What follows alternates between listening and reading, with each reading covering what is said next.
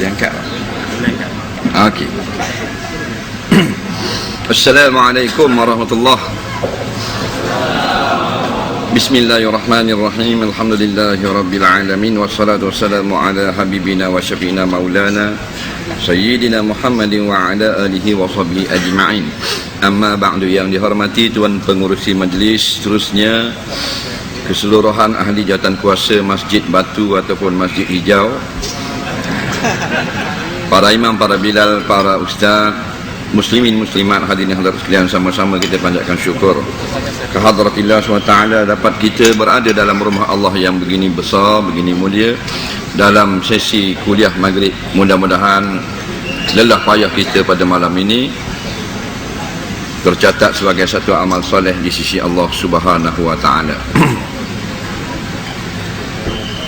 Dalam sebuah hadis yang diriwayatkan daripada Bara ibni Azib radhiyallahu anhu, katanya, amarna Rasulullah sallallahu alaihi wasallam bisab'in iyadatil mari ma itba'il janais ma tasmitil atis wa nasril dha'if wa aunil mazlum wa ifsya'is salam wa ibraril muqsim atau kama qala. Artinya Rasulullah sallallahu alaihi wasallam telah memerintahkan kami dengan 7 perkara. Yang pertamanya iyadatul mari, iaitulah pergi ziarah orang sakit. Yang keduanya itba'ul janais, mengikut jenazah pergi ke kubur.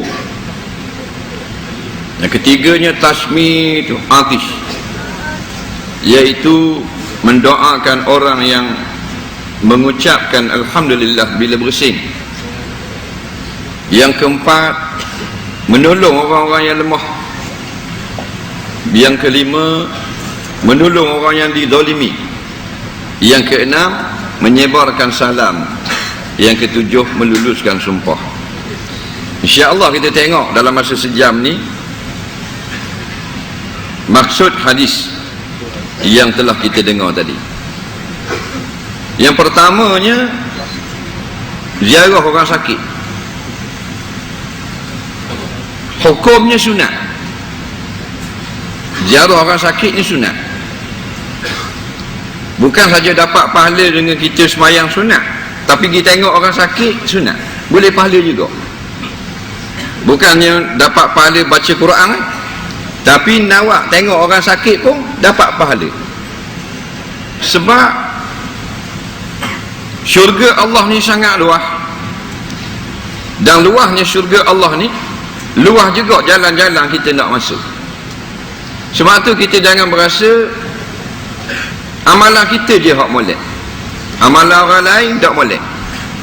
Umpamanya kita ni kuat puasa sunat, kawan kita tak puasa sunat, kita berasa kita kot lah dapat syurga lagi pasal kuat puasa sunat. Jangan gitu. Kerana jalan-jalan ke syurga itu sebenarnya banyak Allah beri. Ada orang masuk syurga dengan puasa sunat, ada orang banyak baca Quran, ada orang dengan sebab berwirid, berzikir, ada orang sebab berdoa, ada orang masuk syurga dengan sebab tolong orang susah, ada orang dengan sebab jihad, ada orang dengan sebab mengajar, ada orang dengan sebab dia mengaji, ada yang dengan sebab berperang, ada yang dengan sebab membina masjid. Luahnya jalan-jalan. Kadang-kadang dia tengok je orang buat kebajikan, tapi dia dapat pahala. Kadang-kadang dia tengok je benda yang baik, dia dapat pahala. Contohnya, dia tengok orang pakai sunnah, orang pakai serban, atau pakai piyah, atau pakai jubah. Ini adalah pakaian Rasulullah. Jubah, kopiah dan serban pakaian Rasulullah, sunnah Rasulullah. Ini ada dah suara-suara yang mengatakan jubah bukan sunnah Rasulullah. Nah, ada dah ini. Dia kata serban bukan sunnah Rasulullah. Dalil dia kata bukan sunnah sebab sebelum Rasulullah ada dah orang pakai. Jadi kalau berdalilkan begitu, maka banyaklah sunnah yang bukan sunnah. Contohnya makan tangan kanan ni sunnah Nabi. Tapi sebelum bangkitnya Nabi Muhammad SAW, ada tak bangsa lain makan tangan kanan? Ada. Jadi bila ada dah orang lain makan bukan dengan tangan kanan, jadi bukan sunnah. Itu bukan dalil. Dia nak mengatakan sunnah ni dengan dalil. Dalil ini ialah hadis. Sebab tu jangan kita terpedaya dengan cakap-cakap orang ramai sekarang ni. Walaupun dia mengaji.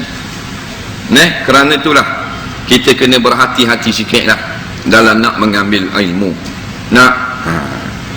Siapa makna sunnah Nabi pun dia kata bukan sunnah Nabi. Orang muda dia tak pakai serban. Dia tengok orang pakai serban, dia seronok. Pasal apa? Ini pakaian kekasih dia. Dia tak pakai. Maka dia dapat pahala dan dia dapat syurga dengan sebab dia kasih kepada orang yang cintakan sunnah. Dia pakai seluar jeans, tak pakai jubah. Pakai baju t-shirt ada gambar scorpion. Pakai topi kek. Mana bukan pakai serban, bukan pakai jubah, bukan pakai piyah, janggut. Pakai jubah bukan pakai piyah, janggut pun tak ada. Tapi dia tengok orang pakai jubah, dia seronok, dia suka pasal jubah pakaian kekasih dia Rasulullah. Dia tengok orang pakai piyah, dia hormatkan itu piyah adalah pakaian Rasulullah. Dia tengok orang pakai serban, dia suka walaupun dia pakai topi sudu. Maka dia dapat syurga Allah dengan sebab kasihnya kepada orang yang mengamalkan sunnah. Sudah cukup melayakkan dia dapat syurga Allah. Hebatnya Allah Ta'ala. Lepas tu kita jangan benci sunnah. Ini dah lah dak pakai, tengok orang pakai serban jerelong. Ni benda ni Taliban ke apa? Nampak? Ziarah orang sakit dapat pahala. Sakit lagu mana? Sakit nak mati, nak keluar roh. Kena lenyek di kereta giling baru boleh ziarah. Walaupun sakitnya sedikit. Umpamanya kena kaca sikit je, jerit kaca, luka sikit, tak jahit pun. Kita dengar, kita pergi tengok di rumah dia. Masuk dalam sunnah iadatul mari, ziarah orang sakit juga. Nampak? Kecil je sakit dia. Ataupun dia dulu cokeh apa namanya, pedik mutu perik dia pula tak kena jari sikit luka. Khabar mak kena skuri abas sikit tangan. Kita pun pergi melawat di rumah. Pahala ziarah orang sakit. Nampak? Kita orang Melayu ni tak faham, nak masuk kubur dah baru sunat ziarah. Sebab tu bila kata dak mati, dak kata innalillah. Mati innalillah. Padahal innalillah bukan untuk orang mati. Alladzina idza asabathum musibatun qalu innalillah wa inna ilaihi raji'un.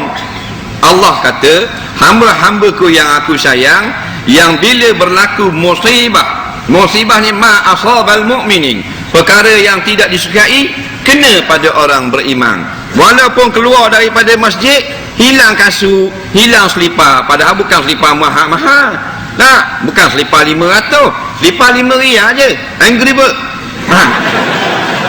Tapi hilang. Sunat kata inna lillah wa inna ilaihi raji'un. Walaupun kita yang bayar selipar ni, tapi semuanya milik Allah. Itu tujuan berlafaz. Tapi orang Melayu dok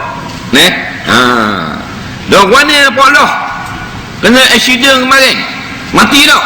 Tak mati, tapi Allah pecah kepala, 14 jahit dagu cabut, gigi ada 2 botol lekat dia spoket RZ,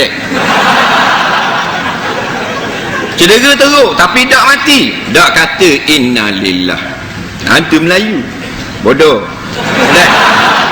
Pasal tak mengaji. Kalau pergi mengaji, ulama pun ajar senang, bukan nanti mati. Benda yang walaupun tangan kena duri yang kecek, innalillah, aku tidak memilih diri aku sendiri. Kalau aku jaga diri aku sendiri, takkan kena. Tapi Allah, nampak, segala-galanya Allah. Hebat lagu mana pun kena juga duri yang sedikit. Betulkan balik. Betul. Banyak hadir majlis ilmu, orang ni bermanfaat besar. Kerana ilmu agama tidak akan menyebabkan kita jadi jemu. Pasal ilmu agama ini dia seperti cahaya lampu suluh. Dalam gelas ni kalau kita letak air seorang ni, mari letak air penuh gelas. 3 orang nak cuah tak boleh, melempah. Tapi kalau ilmu, al-ilmu nurun, ilmu itu cahaya. Dalam satu gelas ni 10,000 juta orang suluh dengan kereta masing-masing, semua lampu cahayanya masuk dalam gelas ni, tidak akan pecah gelas. Mana banyak mana kita mengaji ilmu Allah, tidak akan panah dada, tak pecah dada, tak jadi gila ising, tak jadi 3 suku. Dah tu orang tu mengaji jadi pening ni cakap seorang, tu dia pusing. Tok guru dia kata mu kena amal Yasin, kena baca balik. Padang ke muka mu, Yasin tu baca terbalik. Faham? Semua tidak ikut kaedah, suruh buat hak pelik daripada orang lain, jadi gila, jadi mereng, 3 suku dan sebagainya. Kalau hak ilmu asal, hak ulama ajar, mengajilah daripada kecil sampai ke mati, tidak akan panah dada. Faham?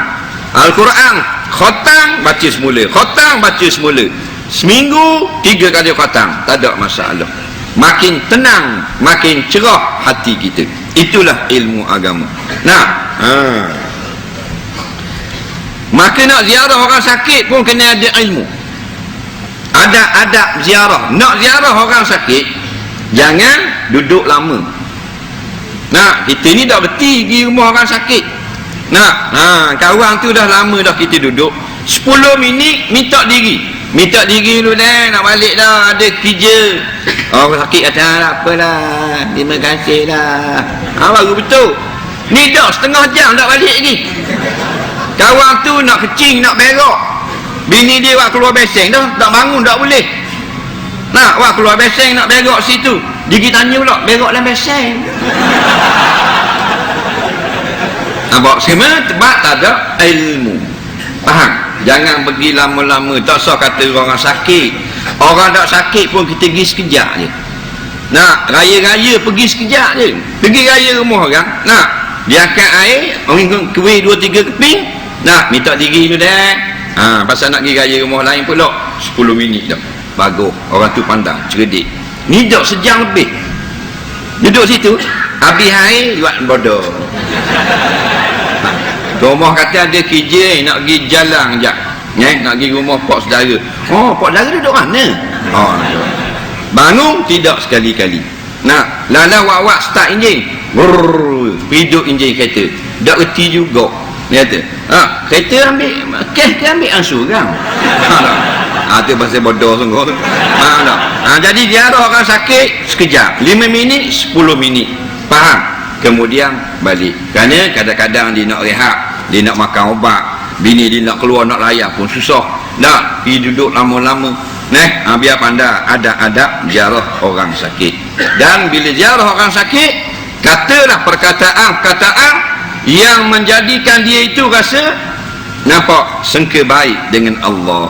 Walaupun doktor kata dia ni tak lama dah, jangan kabur ke pesakit, tak boleh. Tapi berilah harapan. Ini Nabi ajar satu demi satu. Beri harapan ke dia. Kita jumpa doktor-doktor kata kawan awak ni tak lama, dalam paling lama seminggu lah. Jangan kata ke dia. Tapi kita pergi kabur, muka nampak cerah dah pada kemarin nampak pucat sikit, hari ni nampak segar dah. Ada harapan tak? Ada harapan. Ini sunat, ini sunnah. Beritahu orang sakit bahawanya penyakitnya akan sembuh, penyakitnya tidak perlu bimbang sangat. Ni dok pergi kat orang sakit, kawan aku macam mu kau sakit, tapi 3 hari mampu lah. Kawan tu dengar Allah mak, kau nak makan obat tak jadi nak makan obat. Kau patut mati petang, lohor mati dah, terkejut dia. Pasal apa? Yang ziarah tak reti bahasa, bengong orang panggil. Pasal apa? Ziarah orang sakit, ada kitab, ada fan, ada ulum dalam kitab-kitab ulama. Dia kata ada ulum dalam kitab-kitab ulama. Dia kata babu adabiz ziarah, bab adab ziarah. Tak, adab ziarah orang sakit, adab ziarah orang mati. Maknanya kalau kita tak mengaji, kita reti tak adab. Tak reti adab, orang panggil biadab. Betul tak? Biadab ni ringkasan daripada tidak ada adab. Nah, jangan duduk lama. Dan Nabi ajar kita berdoa kepada dia. Katakan yang sakit tu tangan di sini patok, masuk skru ke, budak-budak lain ni kan berakhir main motosikal. Masa kecil main motosikal mainan. Masa besar motosikal besar, duduk berlomba dalam kampung. Tapi kat perik kalau sama. Dalam kampung dia juara.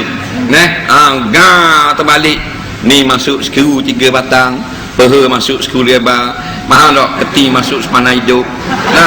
Jadi bila kita pergi tengok dia sakit, sunat letak tangan tepak dia sakit. Faham? Bukan pergi sembang. Ni domu rebah kat mana? Aku rebah kona tu selekot sakit. Lamu lambat beri. Lamu tak kena lagi. Nampak? Apa pula kita cakap gitu? Kat mana sakit pegang.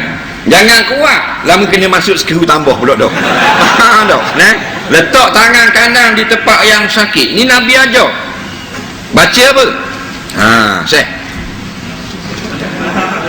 Baca apa? Dah ingat. Bukan tak tahu. Baca dah dulu. Dah ingat. Ni dah ingat juga. Ni baca benda. Dah ingat. Dah ingat. Ni baju hitam. Pomeng. Ni pomeng remping. Baca benda. Dah ingat juga. Mana boleh buat natu ni? Ni siapa hijab? Dah ingat. Dah ingat. Mu? Dah ingat tu? Berat nanam. Tu dah ingat baca. Tu nak? Mu macam merah. Dah ingat juga. Ni baju hitam. Dah mana pada ingat Melaka ni? Pergi tengok orang sakit baca benda. Dah ingat dah kita. Dah macam gitu nak pergi Syria, nak perang. Batu kita sungguh-sungguh belajar. Tak ada masa dah kita nak tengok cerita tali besing, kadang-kadang tak ada masa. Banyak benda kita tak tahu. Nabi tinggal beratus ribu hadis-hadis tentang adab-adab membaca zikir ziarah dan begitu begini. Itu supaya kita muhasabah diri. Mana doa ni pun kita dah ingat. Kalau akan belakang tu dah ayah tanya kira dah ingat juga. Mu tak suka lah. Betul. Letak tangan. Allahumma anta syafi la shifaa illa shifauka. Kamu saja Allah yang boleh menyembuhkan. Doktor tak boleh menyembuh. Kalau doktor boleh menyembuh, syirik. Kalau doktor boleh menyembuh, wajib kita sembah doktor. Kerana isfa' sifat menyembuh adalah sifat uluhiyah, sifat Tuhan, sifat Allah yang Maha Esa. Tiada sekutu bagi sifat ni. Faham? Dan kita tak ngaji. Allahumma anta syafi. Mula-mula taukid pula la shifaa illa shifauka. Tidak ada kesembuhan melainkan kamu saja yang boleh memberi sembuh. Siapa yang kata obat yang menyembuhkan, orang ini sudah rosak akidah. Siapa kata doktor menyembuhkan, dia sudah syirik. Tapi kalau nak kata doktor yang merawat, baru tu.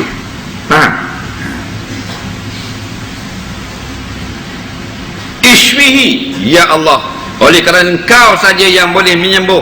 Isfih, sembuhkan penyakit atau orang ini. Syifa'un la yughadiru saqama, akan sebagai sembuh, tidak lagi sakit selepas ini. Ingatlah. Dalam kitab Al-Azkar Nawawi, puluh-puluh, ribu-ribu, ratus-ratus bacaan yang Nabi pesan supaya kita belajar dan sebut. Bila tengok tarik bintang, sebut ni. Bila angin ribut, baca ni. Bila hujan perlahan, baca lain. Bila hujan kuat, baca gini. Tengok orang jahat, baca gini. Tengok orang kena zalim, baca gini. Dah kita tak baca. Duk tengok tu Doremi. Dok hujan lapuk. Dapat tidur depan tali basing. Bukan dia larang hiburan, tapi yang tak kena kita berhibur dalam masa yang sama tidak ambil ilmu agama, sehingga jadilah kita yang kita jadi sekarang. Bodoh tak tahu benda. Patut tanya nak akad nikah tu. Sebelum saya mengakad nikah, mengijab kabulkan pengantin, maka saya ada dua soalan kepada pengantin, memandangkan dia akan menjadi pemimpin dalam rumah tangga yang akan dibina. Soalan pertama, apakah bacaan bila melawat orang sakit? Bacaan yang kedua, apakah bacaan bila keluar daripada tandas? Betul tak? Teh tengok, teh maket. Pengantin kata, boleh saya pergi ke tandas? Masuklah tandas, dah keluar-keluar. Tok Imam dipanggil, keluar nak akad nikah, dah keluar air kecil. Doa masuk tandas dah ingat, doa keluar tandas dah ingat, tasmik pun tak tahu benda. Lepas tu nak bining, nak jadi ayah, nak jadi ketua rumah tangga, mabuk air daun ketung ke apa? Faham?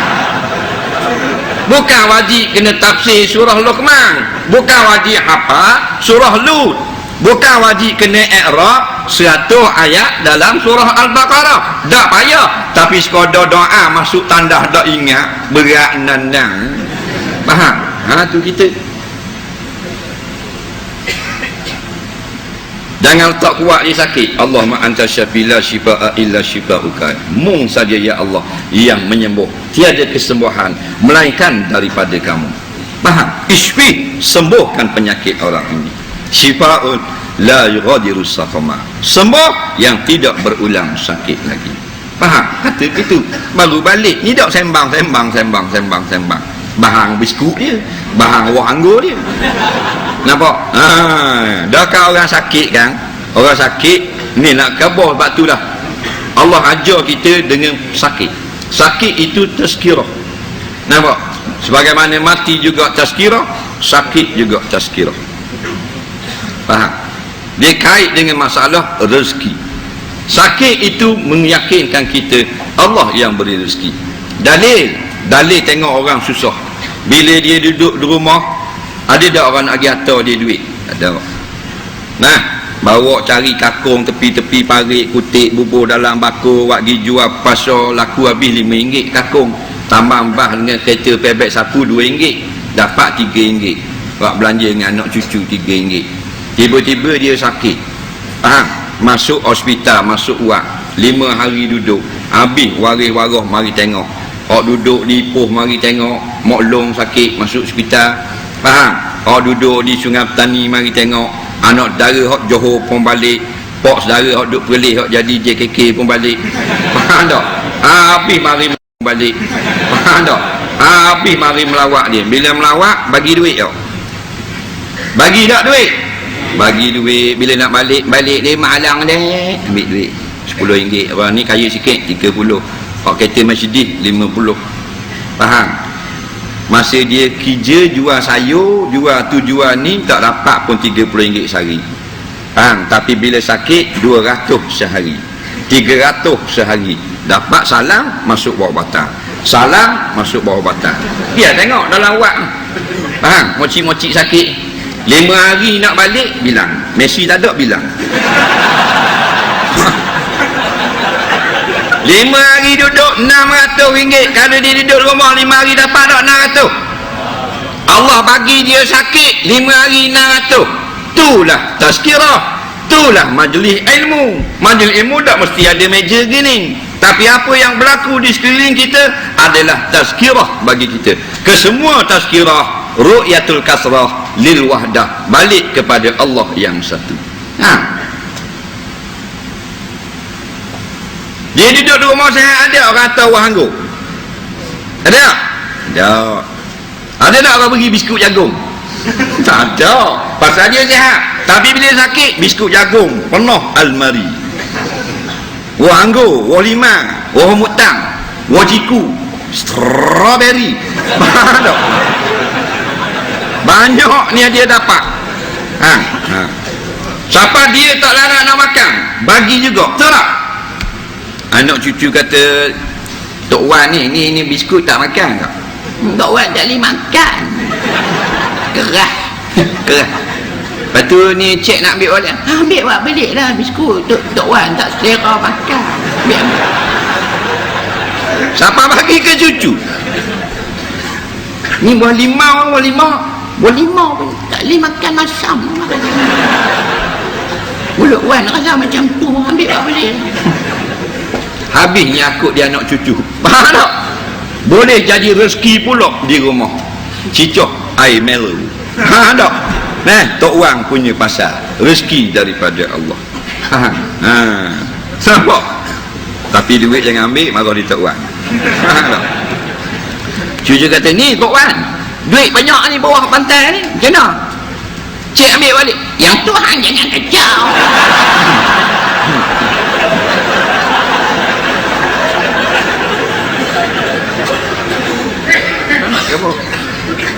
Sakit Allah murahkan rezeki.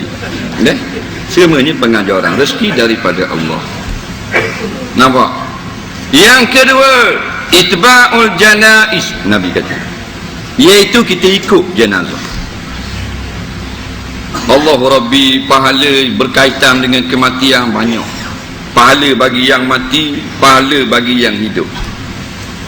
Ada hadis yang lain mengatakan, man shalla ala janazah, barang siapa yang semayang atas jenazah, falahu kira, baginya satu kira pahala.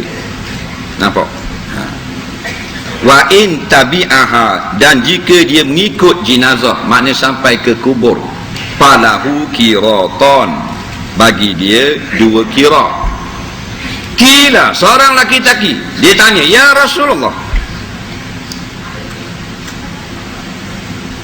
kam kira, banyak mana 1 kira?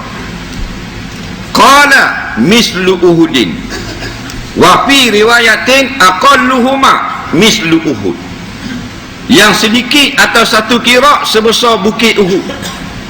Allah Rabbi, maknanya siapa semayang mayat dapat pahala besar bukit Uhud. Bukit Uhud di Madinah ni besar lah. Dan kalau dia ikut sampai ke kubur, 2 bukit pahala.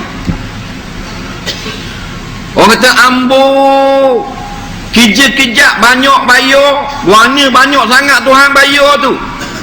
Solat jenazah ada 5 minit. Nah, takkan sampai 15 minit. Rokok tak ada, sujud tak ada, tahiyat akhir tak ada, 4 kali takbir, Assalamualaikum, Waalaikumsalam, balik.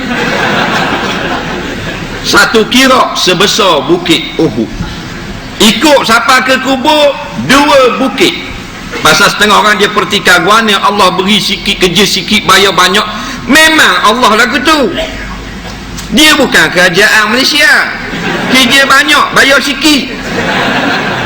Allah ni al-ghaniyun anil alamin, dia yang paling kaya. Bila dia paling kaya, tidak ada bayaran sedikit.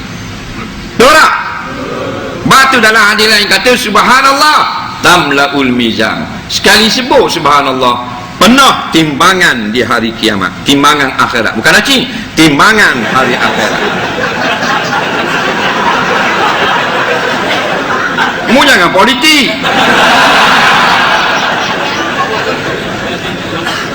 Kaya dah Allah.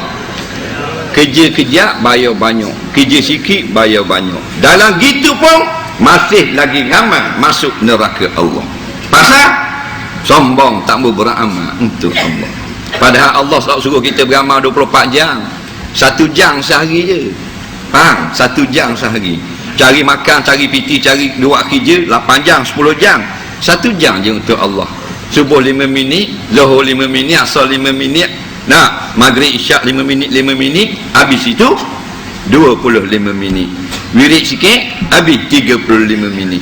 Nah, 45 minit. Doa-doa sikit, kira sejam lah sehari. 24 jam bagi masa, 1 jam saja untuk Allah. Sudah memadai, sudah dapat syurga Allah. Nah, ni tak orang ngajar tak mari ke? Panggil tok guru ni ngajar tafakuh fiddin, dia tak mari. Baca tafsir, tak ada kat muka dia. mengajar hadis, dia tak mari juga. Dah guanya abang sibuk sangat ni. Abang aku kontraktor besar, dia memang sibuk, tak ada mari masjid. Kontraktor dia buat benda. Oh, dia buat macam ke jambang-jambang sekolah dia buat. Kita jawab, kalau mu dapat projek buat jambatan daripada Pulau Pinang ke planet Mustari, tapi tak belajar ilmu agama, sesat kemudian hari. Faham? Tak usah kata kelas IED kontraktor ni baru pakai MyB, tak mari dah sejik. Baru pakai kancil, tak mari dah surah. Baru pakai Viva, tak mari dah kuliah agama. Baru pakai Wajah, tak mari dah ceramah agama. Nah, dah kalau Allah beri Ferrari, balik awal tu. Ferrari slow sikit. Pakai baru Viva sombong, lalu saja ke masjid. Nah, berarti sorry bos, sibuk. Pagi lalu sekali depan masjid, pergi kerja, petang lalu sekali. Betul tak? Mari, sorry bos, no way, no time man. Faham? Sibuk. Ha. Tiba-tiba berhenti sekali. Mari dah masjid. Mana? Dua kereta Viva tak pernah mari, 8 tahun lalu depan masjid. Oh, mari dah hari ni. Tu bila kata, ye, mari dah. Bagus. Lah, ingat ke nak semayang? Berhenti berak. Betul tak? Ini orang kurang hajar kepada Allah, biadab kepada Allah. Rumah Allah tak mau mari, rumah makhluk pergi. Mari, rumah makhluk pergi. Makan kenduri nu, air hitam, Johor, bukan dekat. Daripada Pematang Pauh, dari Pulau Pinang ke air hitam, 780 kilometer. 3 kali berhenti kecing, 2 kali mutah. Pergi pasal apa? Panggilan makhluk. Betul tak? Makan kenduri, anak nakan, bukan orang lain. Lalu tapi tak boleh, kena api.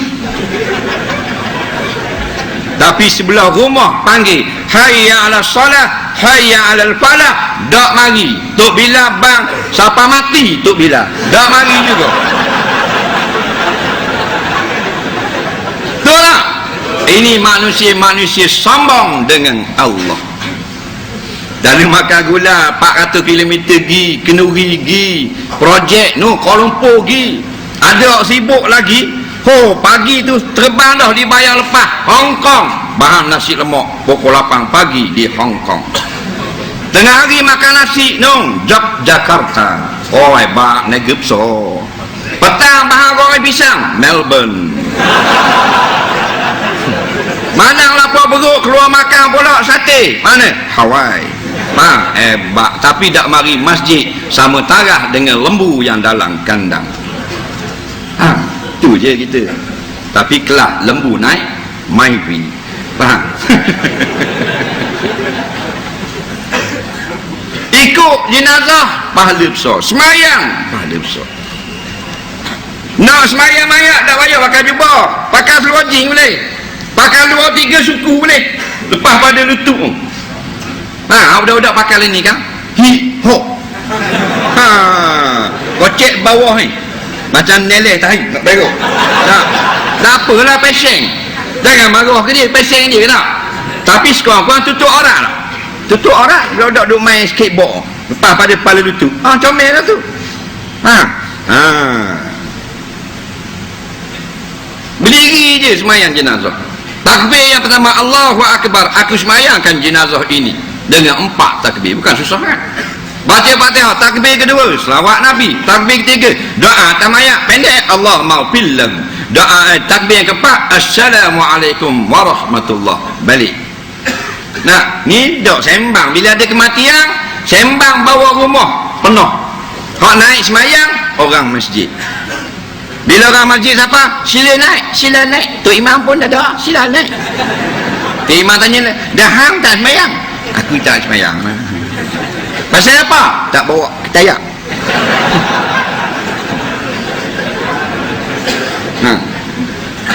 Dia kata seluar jin. Berapa seluar jin tak boleh semayang? Jin lagi boleh semayang. Allah kata seluar jin, faham tak? Tu cari pahala. Walaupun aku pakai seluar jin, aku pakai baju kemeja, bukan pakai jubah, tapi ni satu kira, tak boleh lepas peluang. Dosa aku banyak, aku nak pulun pahala pula sekarang ini. Berhenti tengah main motor, tengok ada orang mati, piang, berhenti. Salat jenazah. Betul tak? Cari satu bukit Uhud. Betul tak? Untung sangat. Itulah orang yang bisnes dengan Allah, tijaratan lan tabur. Skim MLM dengan Allah yang untung, pasti untung, tidak akan rugi selama-lamanya. Allahu Rabbi, banyaknya pahala. Ni tak sembang-sembang balik, sembang balik. Orang pergi ziarah orang mati, ucap takziah, sabar, mudah-mudahan Allah ganti dengan yang lebih baik. Contoh ucap takziah ni tak, mati bila? Mati kemarin, tanya bini dia, bila dah mas? Lepas mayang maghrib, tengok mata pelanak mampu. Lawak dia minum ayak dengan aku molek, pukul 4 petang molek lagi. Memanglah pukul 4 petang ni mati maghrib, bodoh juga. Ni katalah semoga Allah Ta'ala mencurahkan kesabaran bagi kamu seisi rumah, dan Allah berikan pahala sabar di atas kehilangan beliau. Moga-moga Allah berikan tempat yang terbaik untuk beliau di alam barzakh. Tu cara dia ziarah orang mati. Ni tanya bila mati, bila sakit, guana. Assalamualaikum balik. Tak reti bahasa kita ni. Naik semayang, kadang-kadang semayang lagi, minta tengok jenazah ada di mana. Jenazah ada tahu rumah, kita naik, faham, pergi kat jenazah. Dah kita dak semayang, kita dah hal lain. Allahumma fillahu warhamhu wa'afihi wa'fu anhu wa akrim nuzulah wa wasi' madkhalah, dan seterusnya. Balik dapat pahala. Itulah membalas budi kepada kawan kita kali yang terakhir. Betul tak?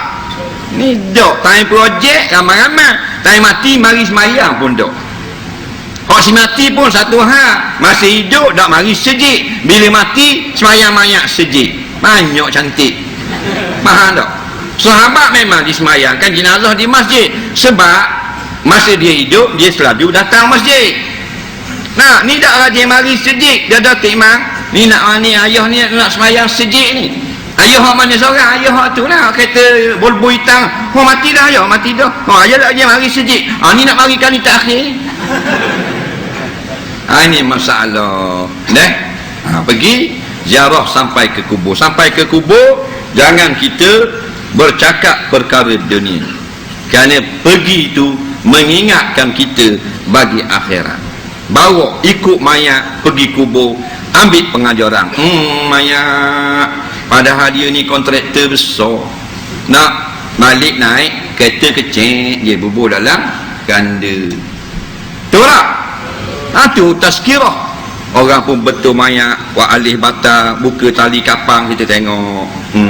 Kayanya mu, padahal mu pengaruh, nak mu engineer, mu arkitek, tinggal dengan kain kapang, nak buat pengajaran. Di kubur tak pergi, nak pengajaran kau ni, tu lawan Islam mu. Kaya lagu mana pun, balik dengan kain kapang. Muda atau tua, balik belaka bertemu Allah, bukan balik bertemu PM. Sungguh yang menanti kita selepas pada kita mati, kerajaan Allah untuk membicarakan kita, bukan kerajaan Malaysia. Jadi tak perlu takut kepada kerajaan dunia. Faham? Inna lillah, kita milik Allah, wa inna ilaihi raji'un, marji' domain lillah, dan kita semua akan balik kepadanya, bukan kepada majikan kita, bukan kepada menteri, bukan kepada Perdana Menteri, atau bukan pada timbalan yang nak jadi sangat, bukan belaka. Tapi kita balik wa inna ilaihi, kepada Allah raji'un. Faham?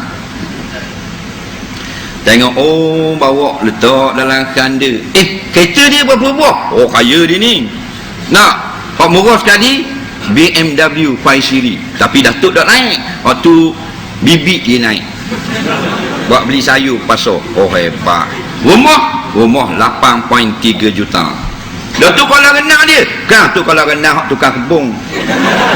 Renang dia. Kan tu kalau renang hak tukang kebun. Kaya tak? Oh kaya. Tapi bila mati, nak menjadilah ya ayyuhan nas antumul fuqara, kamu papa ke dana. Batang ke dunia telanjang boge, balik pun telanjang boge. Habis cerita. Nak hebat-hebat Datuk Tan Sri Datuk Seri tu, nombor ke-8 ketiga terkaya dunia, masuk dalam kubur.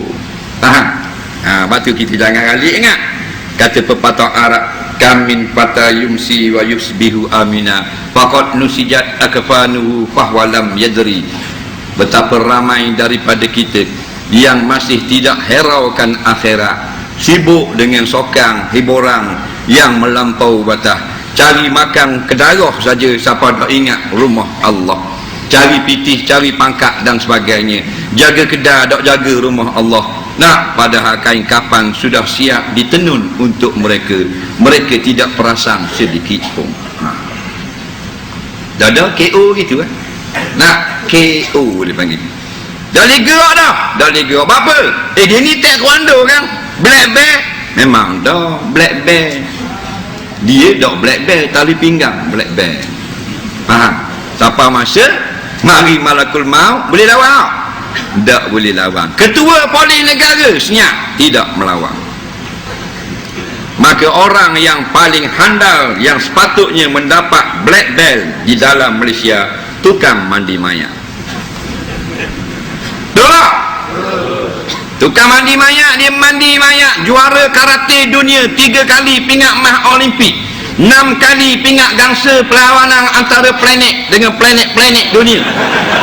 Datang tukang mandi dia lawan. Tak lawan. Tukang mandi cabut boxer, cabut seluar, senyap saja, juara karate dunia. Tok guru silap misal macam dia ulu parang ni, mari tukang mandi senyap, tok guru silap. Faham? Tu habis cerita, game over. Faham? Tak gerak dah tangan tok guru silap. Tak dah. Budak-budak dia main game, tak kadang-kadang lawak, kalau tak dah tekan gerak, tak gerak. Dah apa dah gerak, tekan joystick, game over tu bodoh, habis dah. Maka kita ada tak game over? Ada lah, tak gerak lah. Dah kalau ketua polis negara tak gerak dah bila datang tukang mandi mayat kopra, tak usah sambung lah. Ni kopra, baru kopra agak nana, baru 2 baru no, bunga padi, bunga gandum, bunga sedia ada belaka. Matang malakul maut senyap, cabut baju, cabut kek, cabut tokak, mandi basuh, gulung dalam kain putih, tohok dalam lubang, kambu, tabik tuang, beres, tinggal. Betul tak? Habis cerita. Biarlah orang mati. Kalau dah semayang, tak dah nak semayang, berdoa untuk si mati. Orang puang jangan duduk kat mayat pasal orang nak ziarah. Ni orang nak ziarah mayat, orang puang duduk kat mayat. Tok guru mari tengok, orang puang ramai turun. Tok wali tengok, orang puang pula ramai, tak jadi. Nak berdoa untuk mayat. Betul tak? Orang puang duduk dalam bilik, duduk jauh pada orang bila berlaku kematian. Ada orang nak ziarah, ustaz nak mari, orang pondok nak mari, orang nak mari baca doa, tok imam nak mari, tok bilal nak mari, tok siok nak tengok. Nah, ni orang puang. Berat mainan orang puang ni. Patut duduk dalam ni, kadang-kadang orang nak semayang mayat, dia tak lari. Orang kata orang semayang orang masjid sampai dah, orang masjid sampai dah. Masuk, dah masuk, duduk tepi dinding. Mulut merah sini, kuning sini, hijau sini, putih. 3-4 orang anak dara duduk sipuh bega dinding. Orang masjid nak mari, orang pondok nak mari semayang mayat. Allahu Akbar. Tok imam buka tengok anak dara depan.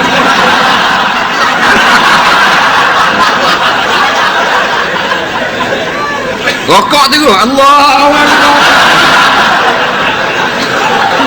Punah jahanam majlis. Yang ketiga, tashmitul atis, iaitu mendoakan orang yang menyebut tahmid. Kalau kita bersin, sunat sebut alhamdulillah. Bila orang yang bersin sebut alhamdulillah, sunat kita tashmid. Kita kata yarhamukallah. Faham?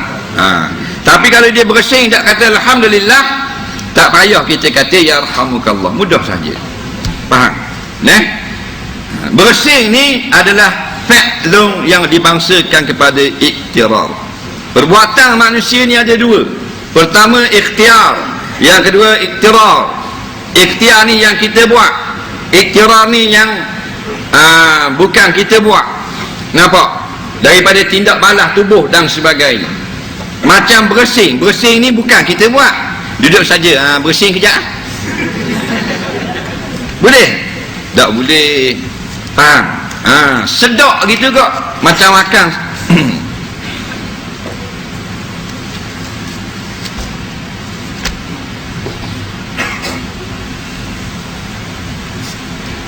Jadi tengah-tengah maknanya kita bersin, sunat kata alhamdulillah.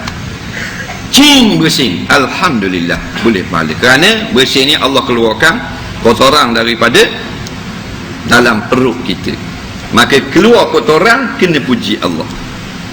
Batu keluar jambang, keluar bilik air, kecing berok, kena puji Allah. Betul tak? Dah kita puji Allah tak keluar jambang? Dah. Janggut panjang, serta tapi tak pandang. Kita puji Allah bila? Lauk ayam golek. Tapi kalau ikan besar tu, puji Allah tak? Nyak. Tak ada, lain tak ada. Tengok kalau ayam sekor pusing, ayam pusing sini ada ayam pusing. Kerana banyak orang bulan puasa ni, dia masuk besi, lepas tu dia pusing, siang ke ayam. Dok-dok rempit panggil, ayam kena seksa sekor. Nakal kok dia. Tengok ikan kecil dak kata alhamdulillah. Ni kita jahat dengan Allah. Tengok lauk dak sedap dak kata alhamdulillah. Tapi bila buka tudung saji, tengok ayam panggang sekor dengan maksud keliling tu, besi tak buang, dia besi-besi. Gitu makan. Alhamdulillah. Nampak? Baru sebut ni kita berat nandang kita ni. Maka keluar jambang pun kena puji Allah.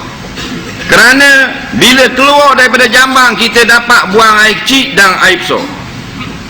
Kecilnya berok lah bahasa asalnya. Maka kecil berok lebih besar nikmat daripada makan.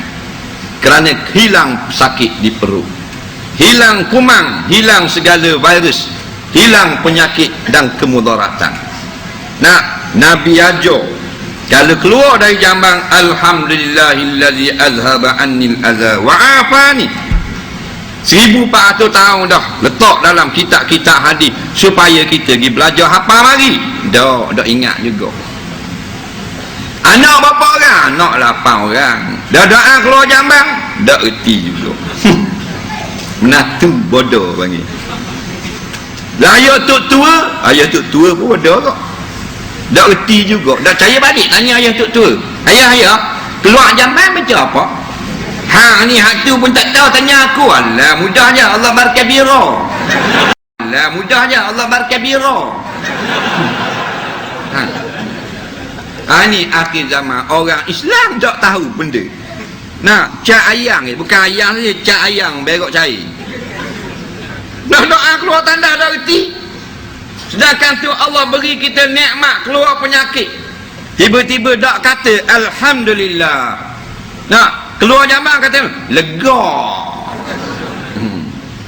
Tak lega apa? Maka kita katalah alhamdulillah pasal keluar penyakit. Siapa dengar orang kata alhamdulillah, sunat dia tasmid. Tasmid ni ialah yarhamukallah. Orang tu bersin, cing, alhamdulillah, kita dengar yarhamukallah. Dapat kasih sayang Allah kepada kamu. Nah, kan comel tu. Yang ketiga, yang keempat pula, Nabi kata nasrud dha'ifi, orang-orang lemah kita bantu. Sebab tu kadang-kadang ada orang rumah terbakar, kita kutip derma. Anak yatim, orang susah, nak kutip derma.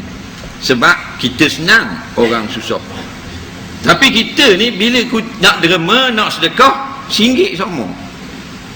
RM1. Takbir tubik orang merah. Kenapa? Gegar masjid. Ni oleh jatuh kipas 2 tik takbir. Tapi derma RM1. Dak lari pada RM1. Tapi ni bukan orang Pulau Pinang, ni Kedah.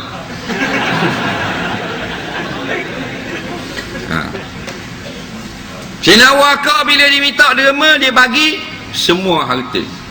Nabi tanya benda yang tinggal, dia mau bagi semua tanah rumah kepada jalan Allah. Tinggal Allah dan Rasul. Batu timbang imam Sayyidina Waqah lebih berat daripada penduduk berimam Madinah. Sayyidina Uthman bagi separuh harta. Abdul Rahman bin Auf bila nak hijrah, semua harta dia tinggal. Dia ada kedai, ada pasar, ada kebun, ada ternakan, ada rumah sewa. Abdul Rahman bin Auf, tokoh korporat yang kaya pada zaman jahiliah, masuk Islam, hijrah punya pasar, semua kita derma. Dia derma belaka. Kita kalau ada nak derma semua harta kita sekarang dah. Benar kita derma RM1,000 untuk perjuangan dah. 500 dah. 100 dah. 50 rasa-rasa dah. RM5 ada sekali gitu. RM1 wajib. Itu masalah kita. Dosa kita banyak bersedekah. Bila ekonomi kita turun, tak boleh, maka sedekah dan derma adalah kunci untuk menaikkan semula syarikat kita. Kita ni kurang gaji, tak apa jadi niaga, tak apa jadi dah benda nak buat guna, nak kabur modal, banyak sedekah. Kerana Allah kata siapa yang sedekah, aku akan gandakan hartanya. Kita yakin situ. Maka tolong orang susah. Orang kesusahan kita tolong. Kadang-kadang jadi wajib. Tengok orang jatuh motor, pergi akak dia. Tengok orang accident basikal, langgar tiang api, akak. Jangan akak tiang api, akak basikal. Ni kita dak kalau tengok orang muda dengan orang tua, tolong orang mana?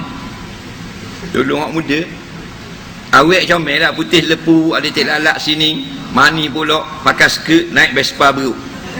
Skuter beruk, kenal? Sini ada skuter beruk. Skuter beruk ni kalau dia duduk belakang, depan okey, hak duduk belakang tu kaki terkakak macam anak beruk. Budak-budak Terengganu dipanggil skuter beruk. Langgar dengan Tok Imam. Tok Imam tu dah 78 umur. Tok Imam paling masuk lalakan, kaki kat atas basikal. Tak? Awet ni kebah sikit je, cala habis punggung-punggung. Nak akak hak mana tu? Awet dulu. Tu hak siap bakal jubah.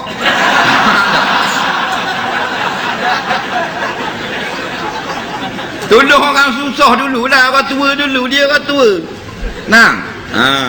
Biar ikhlas pertolongan itu.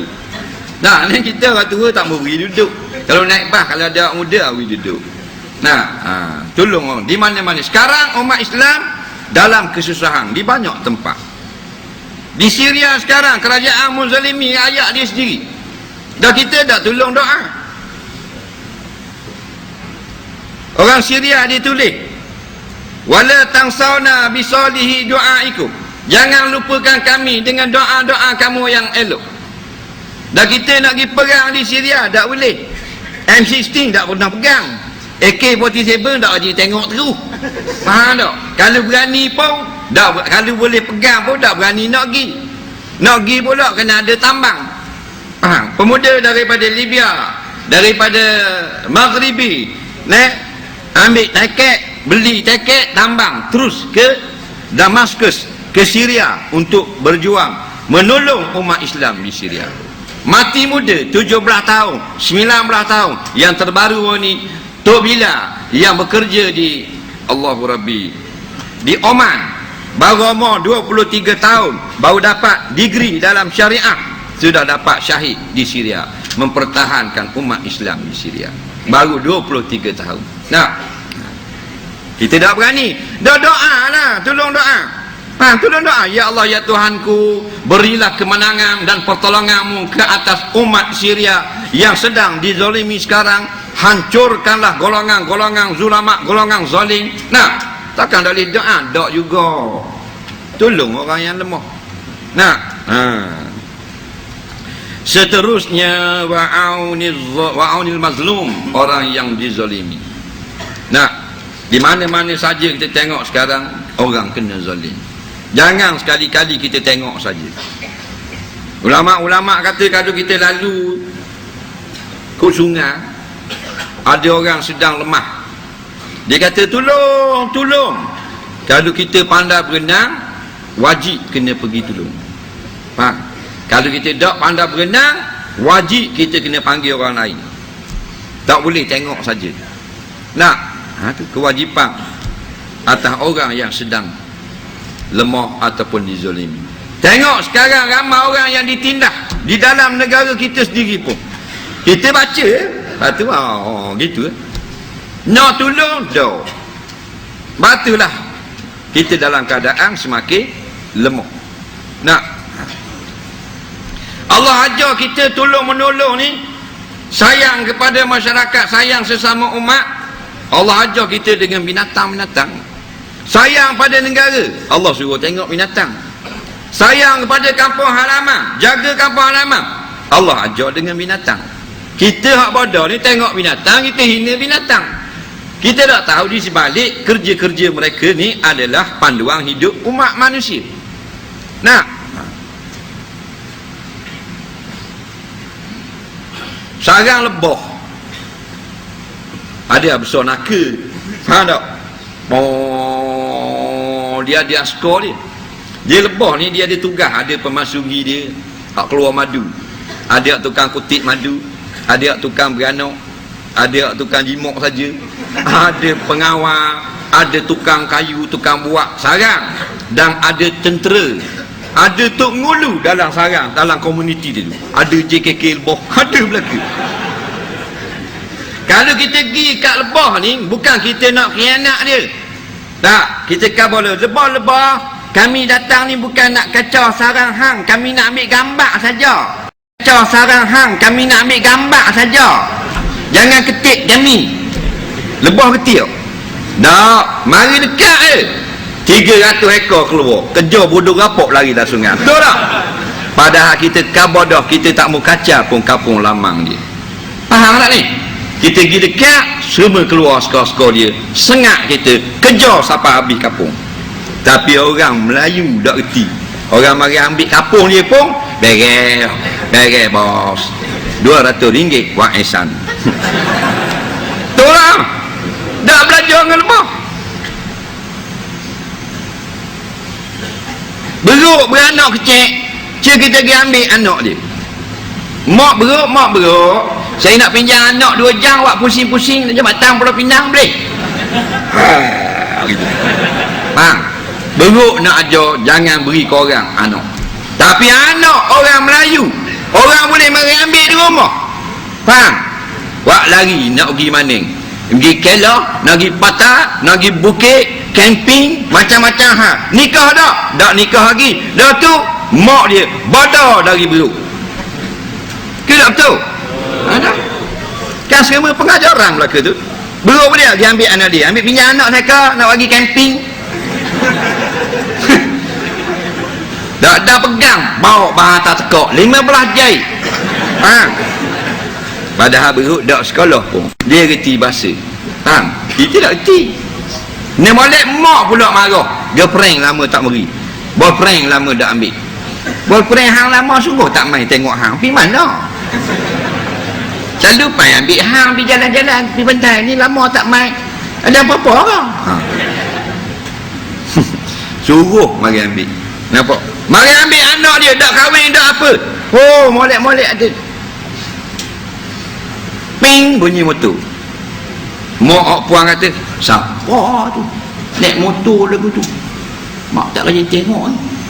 Siapa ni? Saya ni kawan anak makcik lah, sama-sama sekolah, kami kawan baik dua. Kata ada apa? Nak ambil anak makcik lah, pergi jalan-jalan Queen's Bay.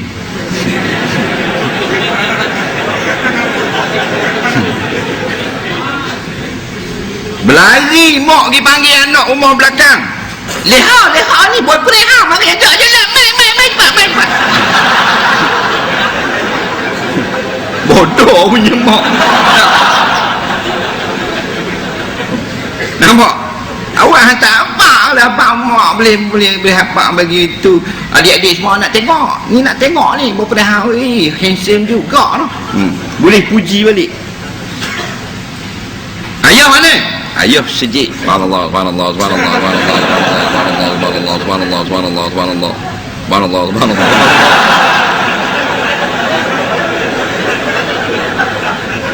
Ayah pun balik, girlfriend dengan boyfriend tak dang nak keluar dari pintu pagar, terserepok dengan ayah depan pintu pagar. Lihat siapa ni? Hang nak pergi mana? Bawa anak aku nak pergi mana? Tak, saya kawan anak pakcik ni, kawan dia. Saya 4 tahun dah kawan dengan anak pakcik ni dekat U. Kami ni kira ni lah couple lah, nak kahwin bila-bila. Oh macam tu. Bawa motor dia dulu, jangan bagi accident.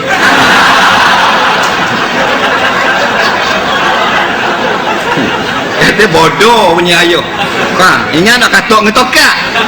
Ini lah akhir zaman. Faham? Pasal apa? Pasal tak ambil pengajaran. Terus kata Nabi ajar, natang pun ajar kita supaya ngerti. Wa ifsya'us salam, dan menyebarkan salam. Siasa beri salam, assalamualaikum, assalamualaikum. Jangan salam satu Malaysia gitu. Nampak tak? Ada baru ni dia baloh kedai kopi, dia kata sama je salam satu Malaysia nak atau selamat pagi samanya assalamualaikum. Tak sama. Assalamualaikum sunnah Rasul, assalamualaikum sunnah Nabi kita. Faham? Bukan kita kata haram kata salam satu Malaysia, tapi jangan kita samakan. Bukan kita kata haram selamat pagi sabahul khair, tapi jangan kita kata sama. Nah, ini ramai orang yang pakai akal dia untuk berdebat dengan orang lain. Guna akal. Orang lain mengaji berpuluh-puluh tahun, nak keluar dalil, keluar tempat sandaran dan sebagainya, dia perok tu pakai kepala otak dia. Dia kata sama je. Selamat pagi, assalamualaikum, salam satu Malaysia. Sama saja. Semuanya benda tu baik berlaku. Dah kalau sama mu tukar lah salam semayang lagi. Bil alamin innaka hamidum majid. Tu imam. Salam satu Malaysia.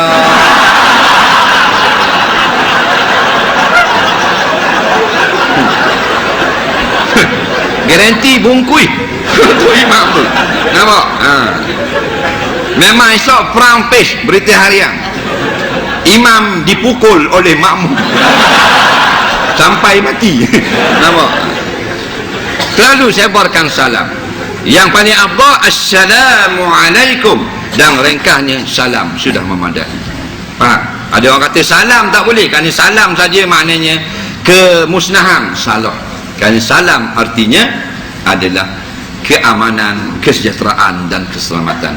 Udkhuluha bisalamin aminin, dengan nakirah, bermakna masuk kamu semua ke dalam syurga Allah yang selamat sejahtera dari segala kekurangan dan benda-benda yang memudaratkan kamu. Akhirnya kita luluskanlah janji, luluskanlah sumpah. Jangan kita langgar janji, langgar sumpah dan sebagainya. Sekarang orang sumpah, janji dan sebagainya dianggap sebagai benda main-main. Ingat, kita dilantik menjadi pemerintah, jadi exco ke jadi apa, nak laksana tugas. Kalau tidak, kita akan ditanya balik. Dilantik jadi pengarah, jadi timbalan pengarah, lantik jadi polis, lantik jadi FRU, semua tu Tuhan akan tanya balik. Faham? Jadi bendahari surau, masjid dan sebagainya, Allah tanya balik. Dalam kitab fiqh, dalam bab tarikus salah, meninggalkan semayang, ulama-ulama kata wajib atas pemerintah menghantar tentera atau polis ke negeri-negeri, kampung-kampung yang ada bermain judi atau buat minum arak, ataupun kampung tu orang tak nak semayang, kena atau FRU, kena atau polis serang kampung tu. Betul tak? Ni sebut dalam kitab-kitab fiqh yang besar-besar. Tapi dia tak ada pula pergi serang orang tak semayang, pergi serang orang ceramah. Ada masalah. Ustaz baru nak ceramah, dum, tembok. Lapar merah mata ustaz. Kena gas pemedih mata. Nak lari gitu ustaz. Tu guru lari. Mata macam bawa mali merah nyala. Minum air pula dak ustaz tu kisah ganja tu macam. Kawan kena gas pemedih mata. Nah, ada pula batuk no orang duk berjudi tu kita pergi sembuh air. Ni pergi sembuh air orang no ceramah. Mudah-mudahan yang dengar ni dia insaf dan kembali ke pakar jalan. Jangan marah. Nah, maka itulah di antara nasihat Rasulullah SAW. Mudah-mudahan kita amalkan sekadar mana yang kita mampu, dan jangan sekali-kali kita berasa kita baik, walaupun kita buat benda yang baik, tapi rasakanlah kita masih jahat dengan Allah, kita masih kurang dibandingkan dengan orang lain. Kerana kata ulama sufi, orang jahat ialah orang yang berasa dirinya baik. Jadi wallahu a'lam untuk tazkirah. Sebelum kita jawab soalan 1 jam lagi boleh? Kita lancarkan kutipan derma untuk tabung pembangunan masjid batu kampung pertama ni. Jadi petugas hendaklah bergerak sekarang.